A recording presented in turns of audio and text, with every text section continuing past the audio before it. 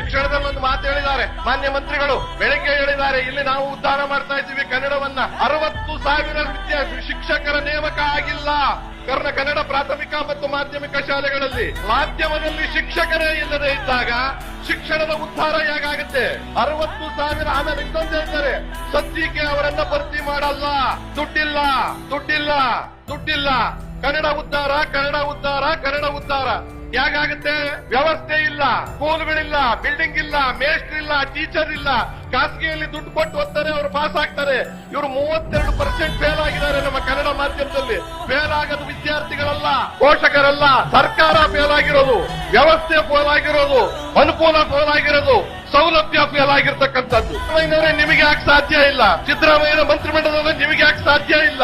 ಹೇಳಿದ ಮಾತಂತೆ ನಡೆಯಕ್ಕೆ ಸರ್ಕಾರದ ರಿಸಲ್ಟ್ ನೋಡಿ. ನಾವು ಮಕ್ಕಳ ಮೇಲೆ ಹಾಕ್ತೀವಿ ಫೇಲ್ ಆದ್ರು ಅಂತ. ಸ್ಕೂಲ್ ಇಲ್ಲ, ಬಿಲ್ಡಿಂಗ್ ಇಲ್ಲ, ಕಟ್ಟಡ ಇಲ್ಲ, ಮೇಸ್ಟ್ರ್ ಇಲ್ಲ, 60,000